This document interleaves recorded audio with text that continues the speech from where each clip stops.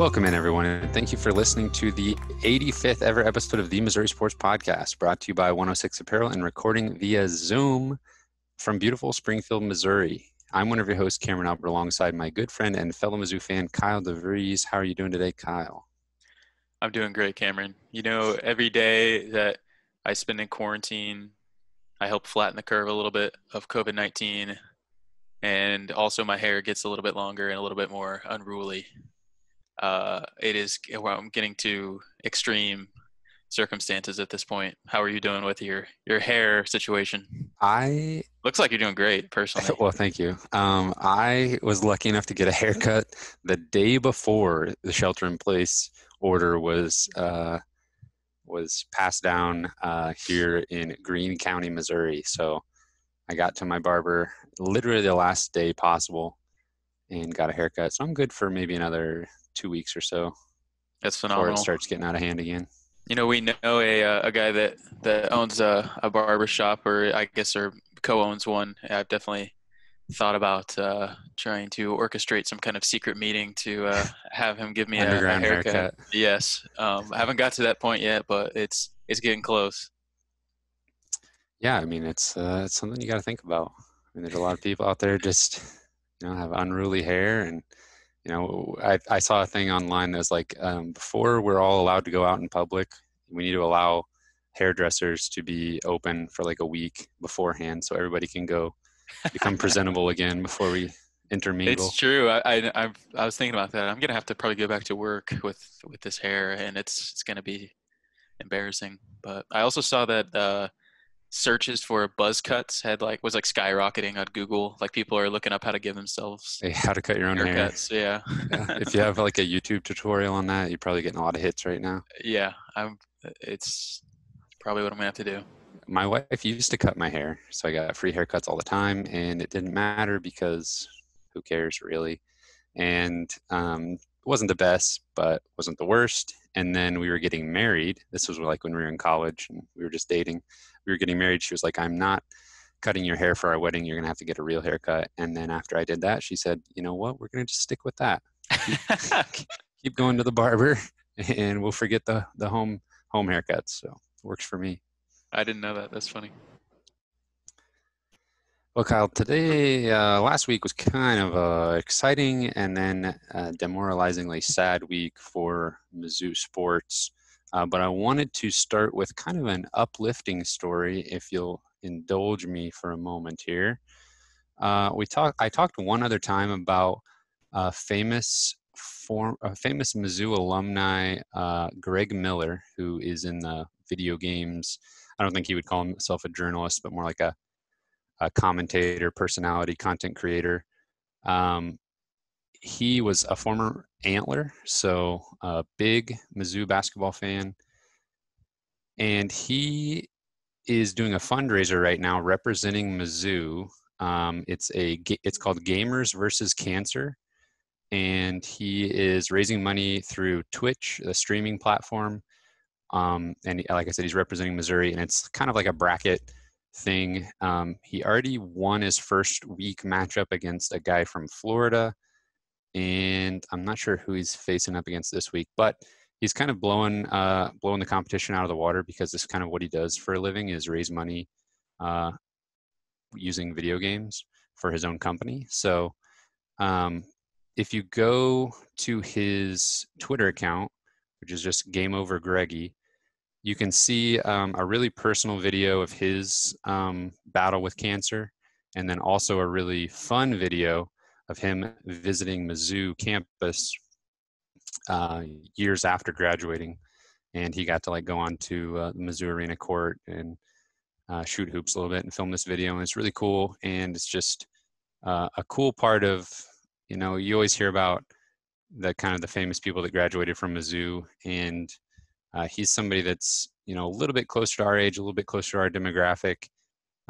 Obviously, we enjoy video games quite a bit, so I just wanted to throw that out there as a pretty cool story. If you can watch those videos, and even if you don't donate, you can check out his Twitch stream where he's representing Mizzou. It's pretty cool.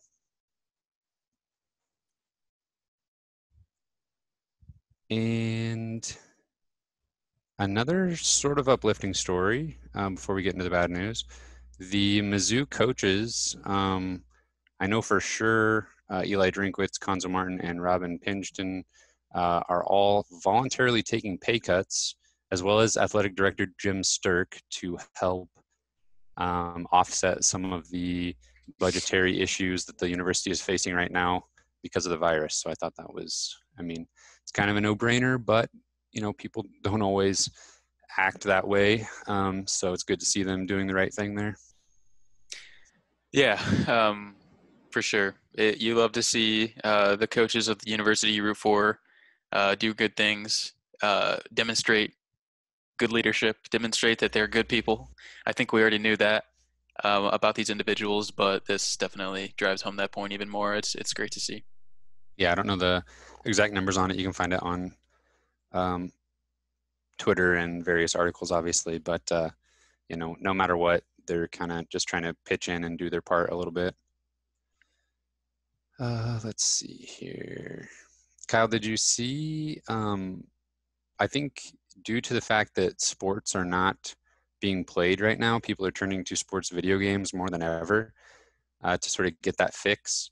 And a game that is near and dear to our hearts is NCAA 14, which is the last college football video game officially licensed one that was released by EA Sports before litigation took over and they weren't able to do that successfully anymore.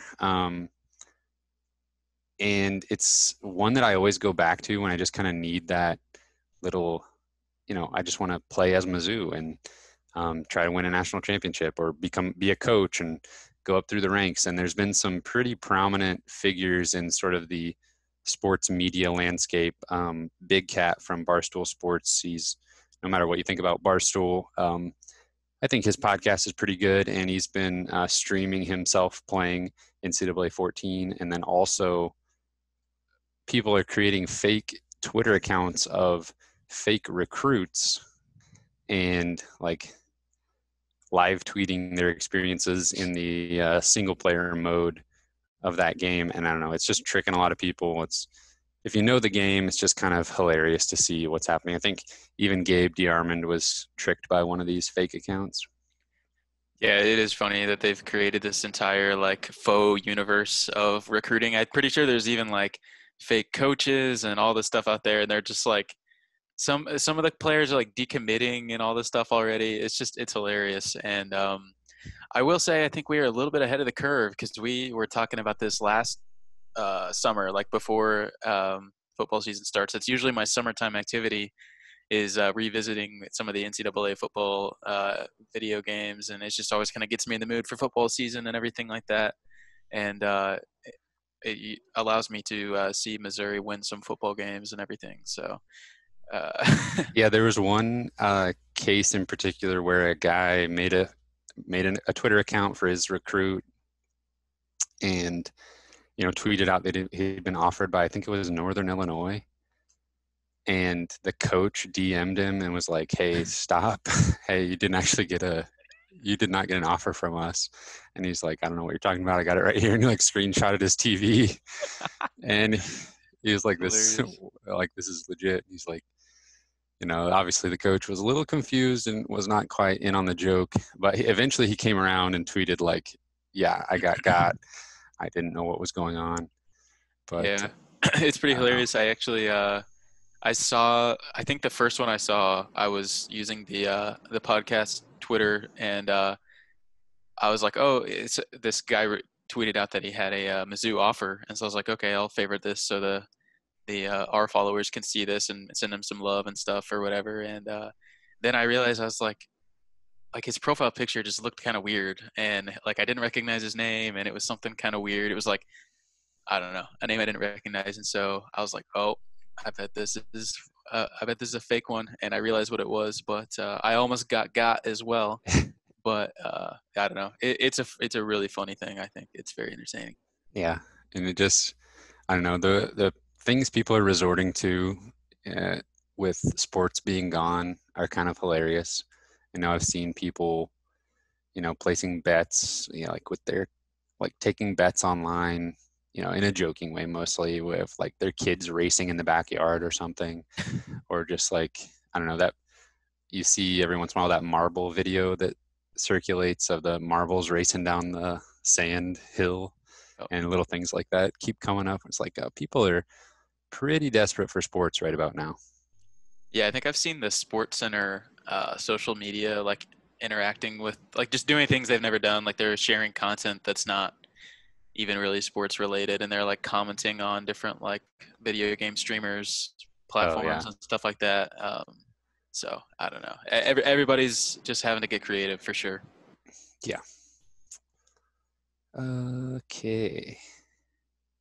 Can you tell I we're putting off the bad news? was about to say maybe we should move on to the news of the week, and that is Missouri getting spurned not once, not twice, but 3 times in the course of like 3 days, 4 days. So first, it was Justin Turner Justin Turner, of course, the graduate transfer from Bowling Green, who Mizzou was recruiting really hard, and it looked like they were the leader. And actually, on last week's episode, when we were kind of previewing his commitment, I said something to the effect of, it doesn't seem like he really necessarily is dying to leave Bowling Green. I mean, how often do you actually see a person publicly say multiple times, Bowling Green is still, the school that I'm transferring away from is still one that I might return to? You just don't see that very often. Usually when people enter the transfer portal, it's a clean break, and, they don't know exactly where they're going to go, but they know they're leaving. And that was not the case with him. And I said, I think the fit at Missouri is the only thing that could pull him away from Bowling Green. And apparently that just wasn't enough.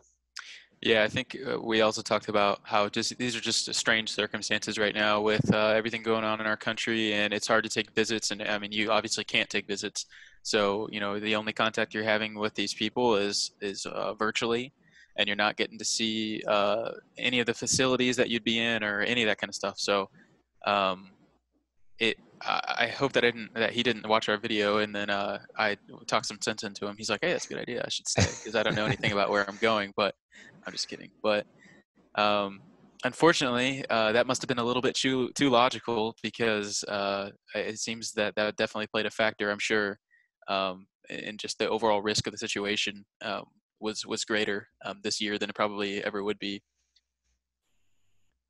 Yeah, obviously it's super disappointing, and it was a bit surprising just because, in a vacuum, it wasn't that surprising because, we knew that was a real possibility because of everything you just said.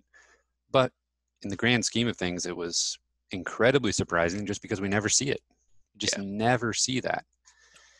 And it really seemed like, I don't know, maybe he just, and he said, multiple times that it was a basketball decision. When it yeah, came down to it, he did what was best for him from a basketball point of view. And so obviously they're going to be a favorite to win the MAC uh, next year. Maybe not the favorite, but right there at the top. And, two-time all-conference player. I don't know. It's just he knew what he had there. He knew potentially, and I mean, this kind of, you'd think this should work in Mizzou's favor sometimes, but it seems like it doesn't. The fact that you don't need to go to a higher profile program to be noticed in yep, 2020 like you needed to even 6, 7, 8 years ago. Um, he's just fine. He's going to get plenty of TV time in the MAC because of streaming services. And if he wants to take his game to the next level, he doesn't need to go to a bigger program to do that. And that's the argument we make a lot of times with like 5-star recruits that, you know, have Missouri ties, come to Missouri, showcase your skills for a year. You don't need to go to Duke. You don't need to go to Kentucky to be seen. That's still true, even further down the line where Missouri is that bigger program. yeah. I mean, it's exactly right. And just this day and age, literally anybody can be discovered in any sport that has professional levels, and it hasn't always been that way. But Yeah, I mean, go somewhere where you're going to be able to showcase your talent. You're going to have guaranteed playing time. Yeah, a lot of times that works out for Missouri, and in this situation, I definitely think it hurt Missouri because Justin Turner knew exactly what the situation is going to be next year that he walks into. he's gonna he's gonna be the guy, and he's gonna be able to take all the shots he wants, and he's gonna put up numbers. So it's certainly understandable from his perspective why he wanted to stay, but from our perspective, it's disappointing. Uh, it's a legitimate blow to Missouri's outlook for next season. That was going to be some instant offense injected right into the team that we desperately need. And as of now, the outlook is exactly the same as it's been for the last few months. You know, it's just like, okay, we're going to move forward most likely with the pretty much the same old team that we've had for 2 years. And um, you can definitely see that reality hitting everybody on social media and on the internet. You know, it's disappointing for sure. And you know, there's reasons to be optimistic, and there's certainly reasons to be pretty concerned. Yeah, and that was the most sure thing that we've had in a while that went wrong. I mean, the more traditional recruits that we've gone after the last couple of years, I never felt as good about any of them as I did about this graduate transfer. And for that to go poorly, it's just, I don't know. When the most sure thing you've had in a while just doesn't work out, obviously, I mean, immediately after this decision, the fan base was kind of at a loss and getting angry, getting frustrated, understandably. But at the same time, you can't get too crazy with it. But I don't know, definitely frustration uh, surrounding the Justin Turner decision.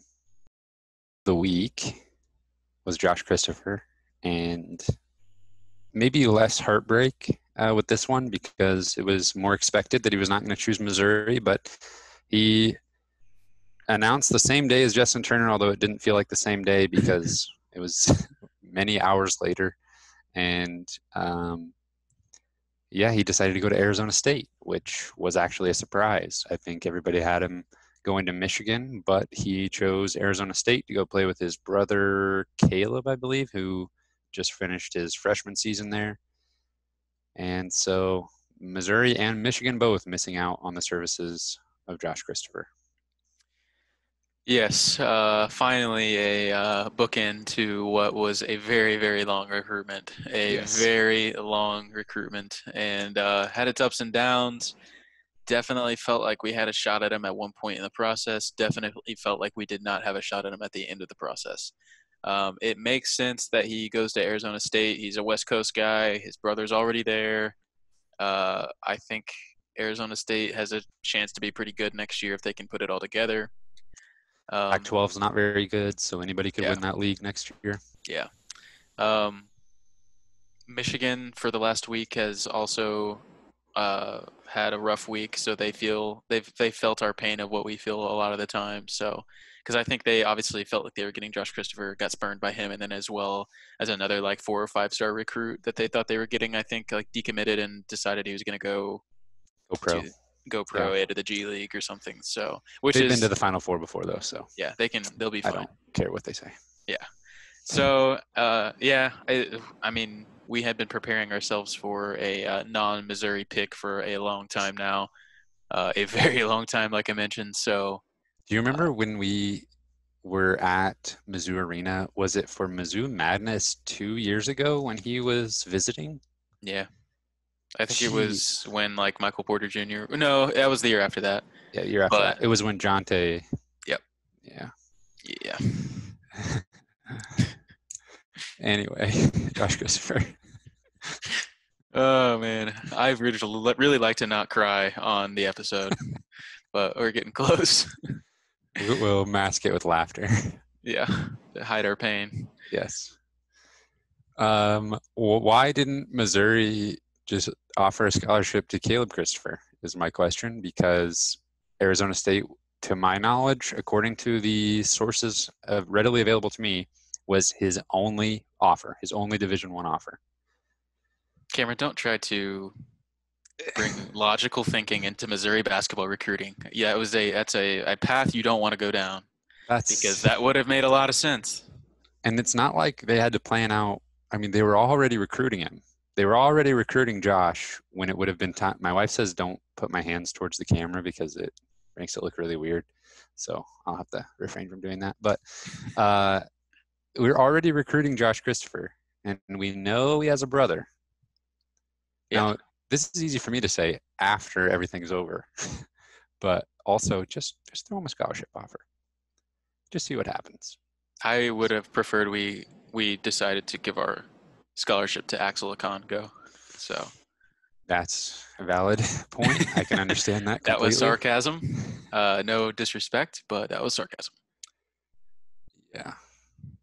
Oh man. Speaking of Michigan, though, they missed out on Josh Christopher. Do you want to say anything else about Josh Christopher before we I move don't. on? To You've be said honest, I don't have much to say about Josh Christopher anymore. To be completely honest, we've said what we can say. Best of luck to him. I will say one Cheers. thing. I will say one thing. If he picked Missouri, then none of these Missouri fans would be calling him a prima donna or, you know, an attention hog, we'll say. There you go. None, you would not be saying any of that. So just because he went to Arizona State, that doesn't make him any worse of a person. You know, he wants to go play basketball with his brother for a year of college basketball that doesn't really matter to him in the long run. He's made that pretty public, you know, during his recruitment. This is just a stepping stone for his pro career. So there's literally no reason to talk bad about him at this point when you wouldn't have been doing that if he chose Missouri. I understand being checked out of the recruitment and just not really caring anymore and whatever happens happens, but let's dial it back a little bit. Mizzou fan base as a whole, let's dial it back a little bit from, you know, immature name calling and things like that, because, you know, we could have just as easily, you know, in an alternate timeline where good things happen to Mizzou, he could have just as easily picked Missouri, and then the Arizona State fans would be saying the same thing, and we'd be trying to defend him at that point. So just keep that in mind. Not you specifically, Kyle. You've been very mature throughout this whole thing. Speaking of Michigan, though, David DeJulius transferred from Michigan, had Missouri in his Final Four along with Iowa State, Marquette, and Cincinnati, and he chose Cincinnati. So that kind of adds to Michigan's bad news lately, is they did not want to see him go in the first place, and he would have been a traditional transfer barring NCAA waiver. He would have sat out next season, and then had 2 more seasons of eligibility after that, which would have worked really nicely. He's kind of a scoring point guard, you know, having a season alongside Xavier Pinson and then another season to be kind of the head guy in the backcourt made perfect sense. I think Missouri will try to do that with somebody regardless. But he chose Cincinnati. So that was the third one in the week where a player declined to be a part of the Mizzou basketball program. What's going on, Cam? What's going on? Talk some sense into me, man. I'm starting to, we're optimists here on the Missouri Sports Podcast. Usually, we're pretty optimistic. We usually try to look at both sides, but I'm starting to feel myself slip away from the Konzo train a little bit. Can you reel me back in, or is it justified? Well, Cincinnati, you know, he chose Cincinnati. They just won 20 games last season. They are top 50 Ken Pom team. Their starting point guard is not really a point guard. He's like a point forward type of guy, and he's graduating. And then they've just got some underclassmen guards. So I think I don't know. Cincinnati was a good fit, I guess. Okay. Um, What about like bigger picture though? Like what's going on in this recruiting class? uh, We we got Jordan Wilmore coming in, and we fought off Jacksonville State to get him. So that's about the only recruiting battle we've won. yeah, okay. Big picture. Um, 2020 recruiting class. We missed on Josh Christopher, obviously. We missed on Cam Fletcher. He went to Kentucky. Missed on Caleb Love. He went to North Carolina. Under recruited, I would say, Luke Kasubke. And he said, fine, Kansas State wants me. I'll go to Kansas State. Chose Jordan Wilmore over, what's his name, the other guy that went to Kansas State? Bradford. Yeah, Davion Davian Bradford. Bradford. Yeah, Reports were that the staff had them, graded out equally, which is fine. So he's going to Kansas State. Missed out on Ryan Kalkbrenner. He's going to Creighton. I It forgot doesn't about look that good. one. Yeah, that's not good. When you look at 24/7 Sports, you look at the state of Missouri recruits. You have to go. I mean, there's nothing there. There's nothing Yeah. there for Mizzou. So I don't know. That's really disheartening. And when you're trying to project out this roster for another couple years, it doesn't look good. The 2021 guys that I thought could have been a part of a huge recruiting class. Um, I think a lot of them have already trimmed Missouri from their list, and we're left with Tamar Bates from Kansas City that I think would be a great addition, but that's like basically one name from that I would consider like a Missouri type player. I think he's actually Kansas City, Kansas, but and then a bunch of Michigan guys that have offers from Michigan and Michigan State, and then all the other Big Ten schools as well. So yeah, I'm kind of at a loss. And this 2021 recruiting class now, I mean, we'll talk about a couple names of transfers that to have on the radar still to fill these last couple scholarships, but for all intents and purposes, we're looking at the same roster this past year going into next year. It's slim pickings on the transfer portal at this point because Yeah. I think a lot of the names that we probably would have wanted to be in on are either made their decisions or close. So And then yeah, we're I freeing up a bunch of scholarships at the end of next season. I mean, a huge number of scholarships. yeah I So, I agree. The long term planning here, it looks dire, and I'm really trying not to be doomsday here, but like because we're really not that way very often, but it really doesn't look good, no. and I just don't know what's going on. And the idea of firing Conzo Martin or Conzo Martin resigning has always been so far out of the realm of possibility for me. And that's just kind of how I am as a Mizzou fan. Like obviously I knew it was time to move on from Kim Anderson, but I was every offseason, I know I was like, okay, there's pieces here, we were rebuilding those first 2 years. We've got a full recruiting class with a year under the belt and then just nothing. Yeah. And obviously it was time after that third season. And I'm not there yet with Konzo, obviously. Not that we can't do anything if we wanted to as far as his contract is concerned, but man, I don't know. Just it would be one thing if at this point, what I think what he's missing that would buy him some more time is just some names. I mean, Yeah. Just give us something to look forward to or some yeah. hope that you're trying. I mean, that recruiting class of Terrence Phillips, Kevin Puryear, KJ Walton, and Cullen Van Leer, that was like we were excited for that recruiting class just because it was a solid group of guys Yeah. that we could count on being on campus.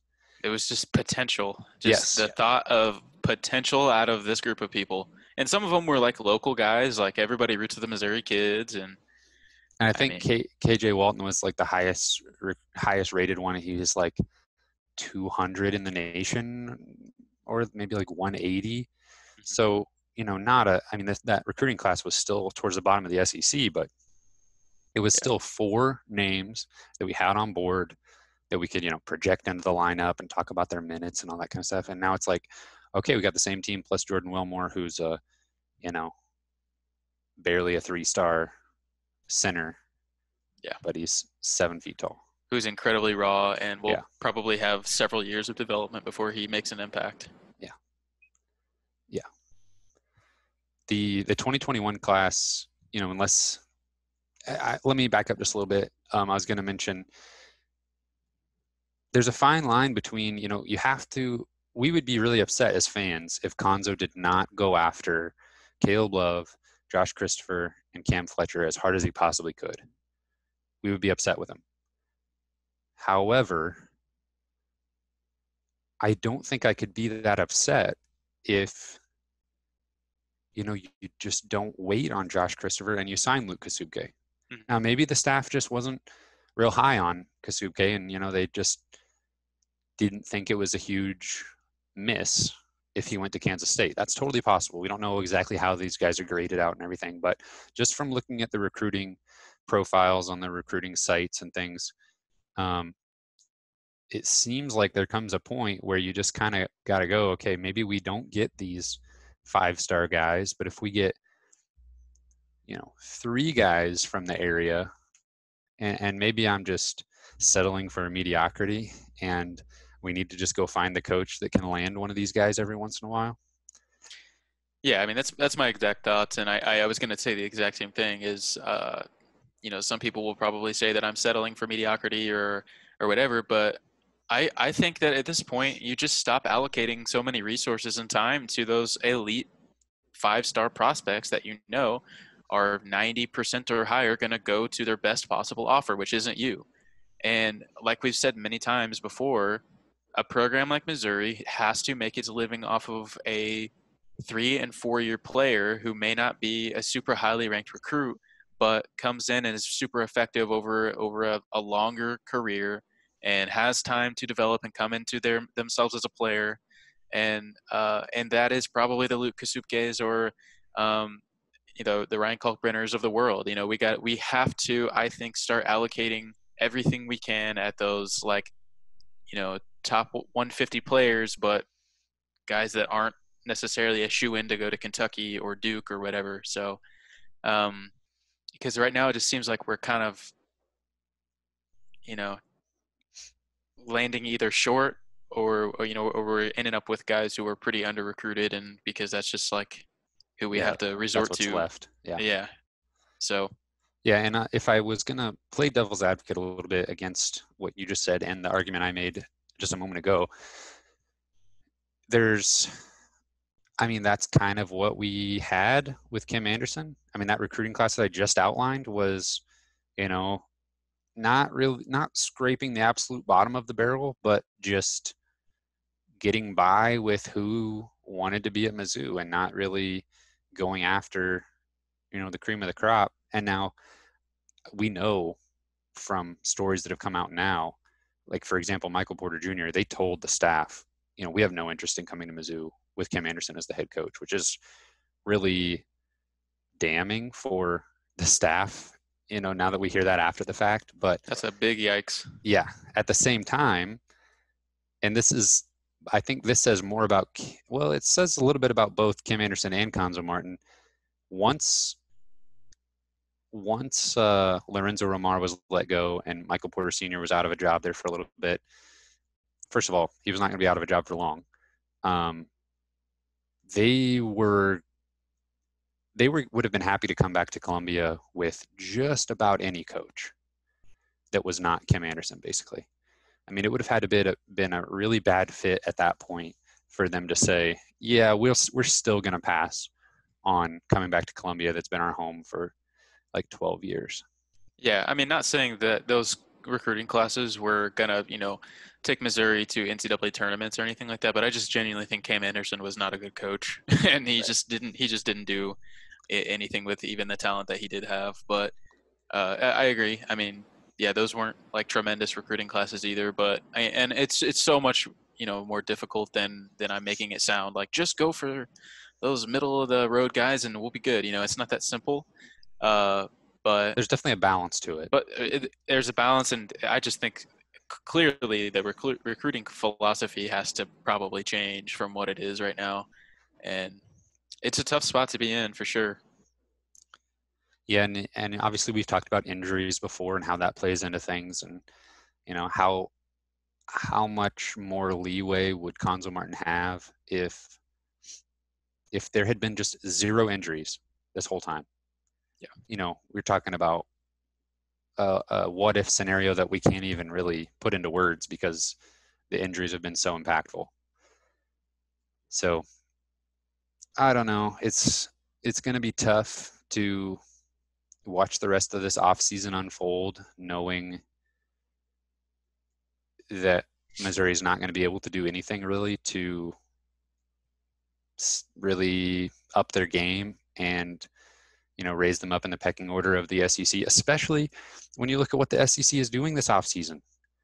I think I saw that like 4 of the top 20 recruiting classes are in the SEC, and a lot of schools are, replacing what's leaving with just awesome prospects, and other schools are loading up with even more guys and bringing guys back. And I don't know, you got to hope that there's going to be some progression from some of these guys that have been in the program for a while, but we just keep talking about, having hope for the future and being able to be optimistic. And we on this podcast especially will take any little bit of optimism and stretch it to its thinnest, I feel like. And there's just nothing there for us to hold on to right now.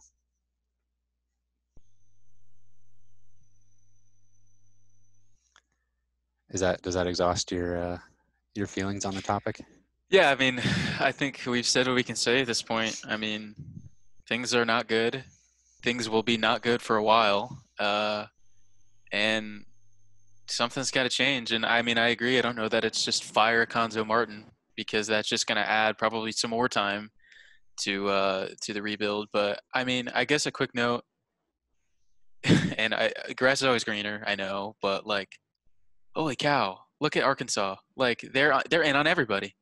Like I just feel like there's so much energy in that program right now with new coach Musselman, and they're they're pretty good last year. They have really talented players, and they're bringing in more talented players. And like, I just don't see that like energy or like passion. I feel like in this program.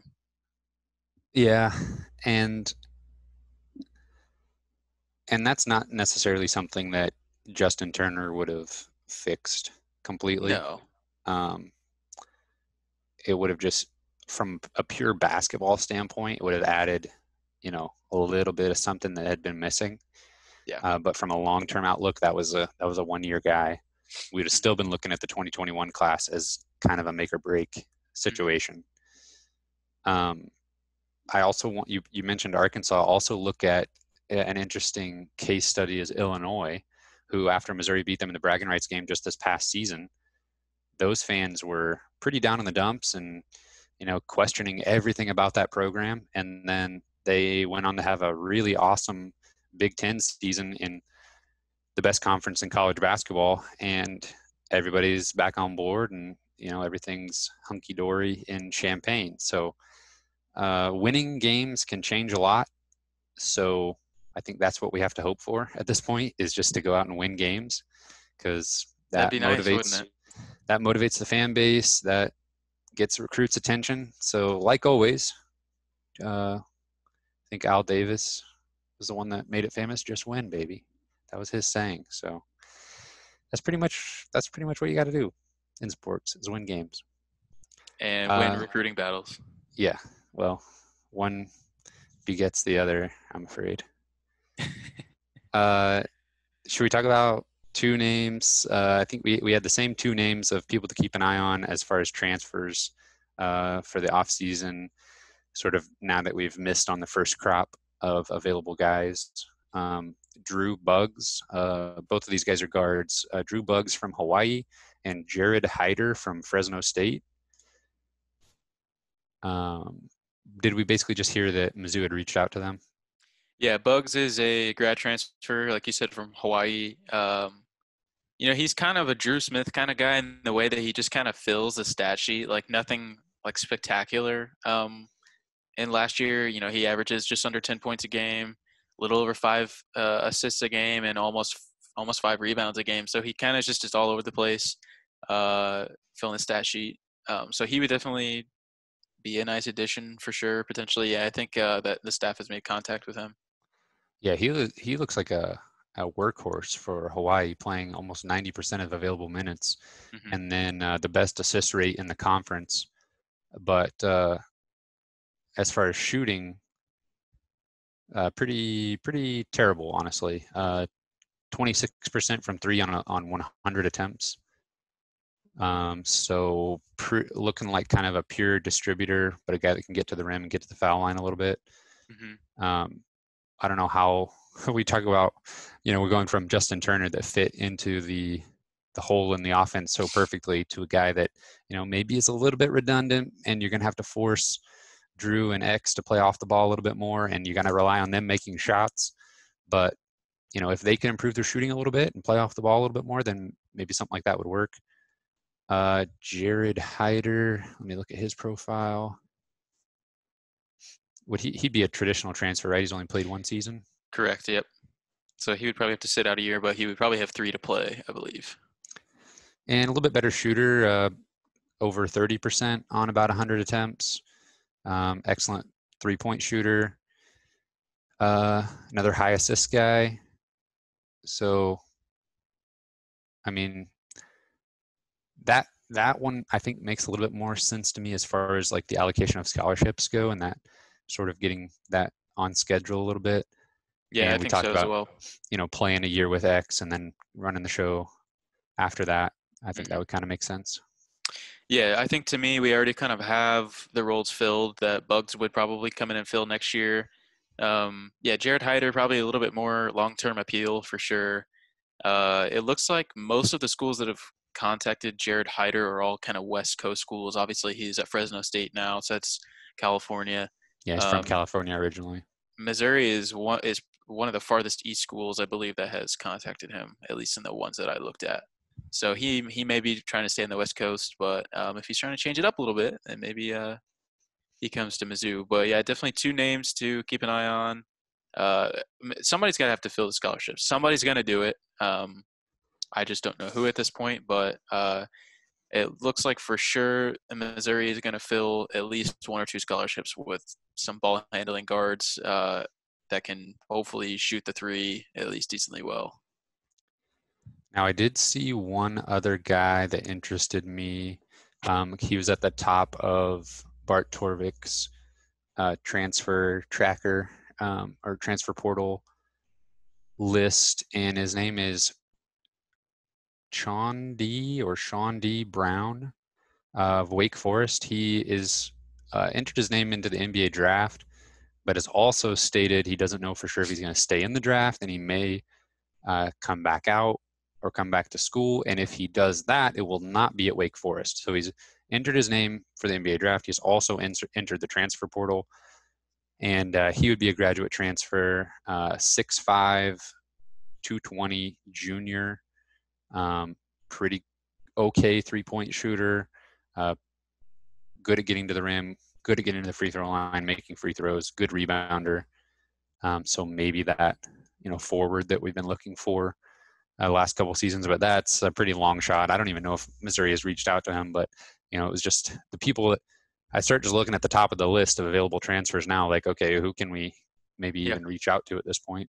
Yeah, there's like 700 something names out there, I think, that have transferred. So somebody is going to play at Missouri at some point But the on that further we list. go, the less, I don't know. I mean, Yeah. these guys are picking their first spots, and so far that hasn't been Columbia, Missouri.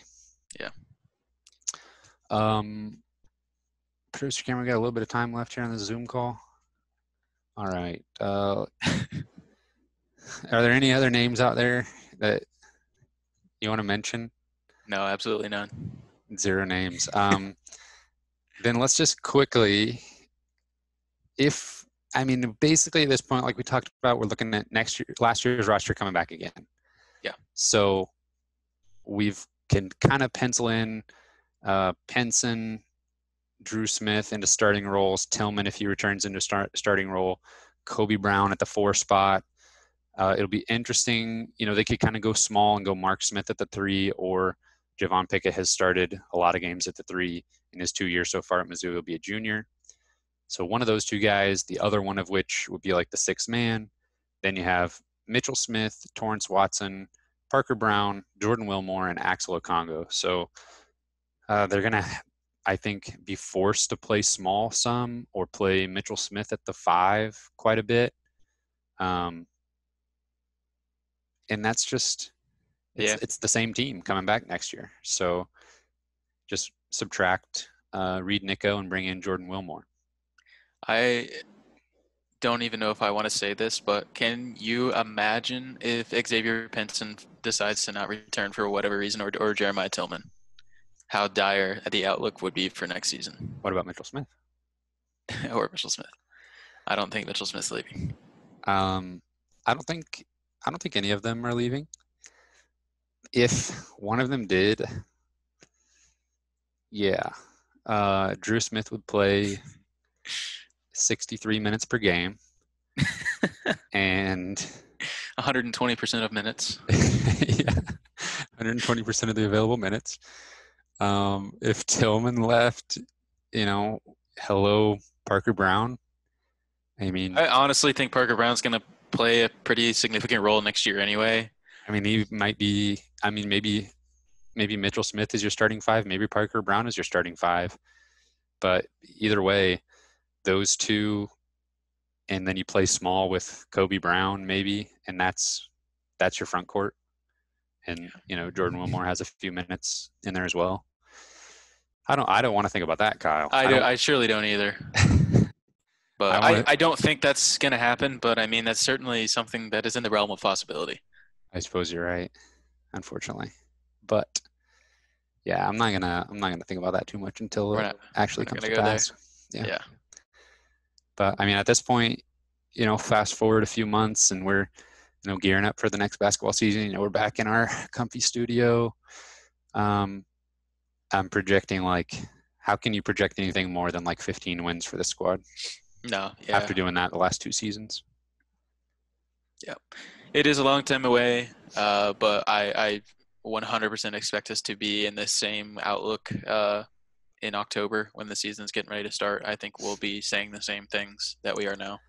But we'll be excited to watch Drew Smith. We'll be excited to watch Xavier Pinson. That will be the storyline right there. Is what can those 2 guys do? How far can they take Missouri? That'll be it. That'll be the season. And those 2 and Tillman, I think, that'll be it. They say that the biggest jump you typically see is between the freshman and sophomore season. So Kobe Brown maybe could take a step up, but still. Yeah. It's almost like they're just kind of one scoring wing player away from, really getting us excited for next season. Man, if only we had a player that could transfer from another school, just even maybe for 1 year. Yeah. Or if there was a one and done high school guy that was just kind of interested in Mizzou, we could really go after. I don't know, maybe one of these years that'll happen. Yeah. All right, Kyle, is that all you got for the folks? That's all I got for the folks. You can find us on Apple Podcast, Spotify, Google Play. We're on YouTube. We're on Twitter at Mizzou Sports Pod. You can email us at MissouriSportsPod@gmail.com. If you're listening on podcast service, please leave us a review if you're able to, or a rating. If you're watching on YouTube, please subscribe. Leave a comment. We'll be out there replying to the comments. And if there's anything you guys want to see or talk about during the off season, please let us know. And we'll see you next week.